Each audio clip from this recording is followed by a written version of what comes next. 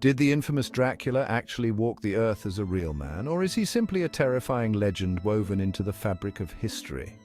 Today we journey back to the 15th century to explore the life of one of history's most brutal rulers, Vlad the Impaler, also known as Vlad Dracula, and uncover how his reign of terror became immortalized as one of the most feared characters in literature. But who was the real Vlad? And what connection, if any, does he have to the bloodthirsty vampire that inspired Bram Stoker's famous tale? Welcome to where we dive into history's most intriguing mysteries. To begin our journey, let's look at the man behind the legend. Born in 1431 in the region of Wallachia, present-day Romania, Vlad III was the son of Vlad II Dracula, a member of the Order of the Dragon. The name Dracul means dragon or devil in Romanian, making Vlad's family instantly associated with dark and foreboding symbolism. Vlad himself would come to be known as Dracula, or son of the dragon. Vlad's early life was marked by political upheaval and violence. His father was entangled in a web of alliances and betrayals that would eventually lead to his downfall. When Vlad was a child, he and his younger brother Radu were taken as hostages by the Ottoman Empire to ensure his father's loyalty. It was here, under Ottoman rule, that Vlad learned firsthand the harshness of captivity, betrayal, and the brutal realities of power. When Vlad finally returned to Wallachia to reclaim his father's throne, he brought with him a fierce desire for vengeance and a ruthless reputation that would earn him his infamous nickname, Vlad the Impaler. Now, what earned Vlad this title? For Vlad, punishment and cruelty were his tools for maintaining order. The practice of impalement, where a person was hoisted onto a sharp stake and left to die slowly, became his signature form of execution. It was a punishment so terrifying that it reportedly kept his enemies at bay. Some historians estimate that he was responsible for the deaths of tens of thousands, with entire forests of impaled bodies left as a warning to his foes. One of the most notorious examples of Vlad's brutality was during the siege of Targovest in 1462. In a display of psychological warfare, Vlad ordered the impalement of thousands of Turkish prisoners, lining the approach to his capital with their bodies. This gruesome sight allegedly demoralized the invading Ottoman forces, who turned back rather than face Vlad's wrath.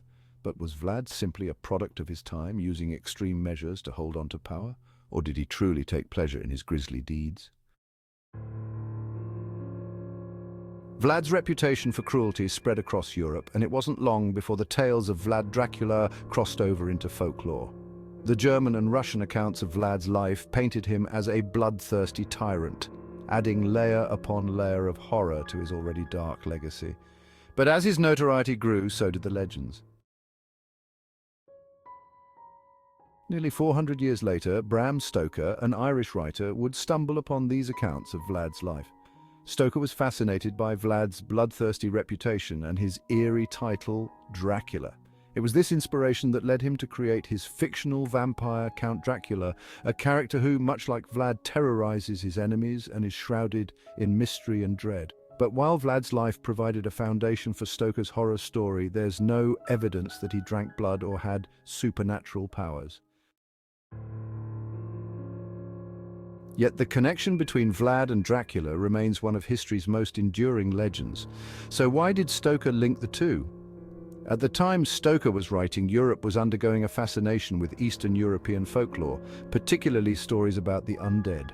Stoker combined elements of these vampire myths with the real-life terror of Vlad's reign, creating a character who embodied the darkest aspects of humanity. Stoker's Dracula was not just a monster, he was a figure of nobility who was simultaneously alluring and terrifying, a creature who mirrored Vlad's dual nature as both a prince and a tyrant. It's this duality that allowed Dracula to endure as both a literal and symbolic figure. He's the terrifying ruler who can't be killed, the man who defies the natural order, much like Vlad the Impaler, whose reputation was so powerful that it survived long after his death. But the blending of Vlad's brutality with Stoker's imagination has left many wondering, where does history end and myth begin? Today, Vlad the Impaler is a controversial figure in Romania. Some see him as a national hero who defended his people against foreign invaders, while others view him as a tyrant whose cruelty knew no bounds. Monuments and castles associated with him have become major tourist attractions, drawing thousands of visitors fascinated by both the historical Vlad and the fictional Dracula. One of the most famous locations is Bran Castle, often dubbed Dracula's Castle. Despite its association with Stoker's character, there's little evidence that Vlad ever set foot there. Yet the castle's eerie appearance and remote location make it a fitting backdrop for the legend of Dracula, blending history with fantasy. In a way, Vlad's legacy has achieved a kind of immortality, not as a vampire, but as a figure suspended between reality and myth.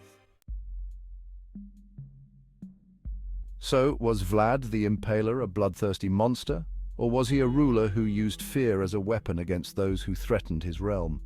The truth, as always, is likely somewhere in between, but thanks to the power of legend and Bram Stoker's unforgettable novel, Vlad Dracula, both man and myth, will continue to haunt the world's imagination for centuries to come.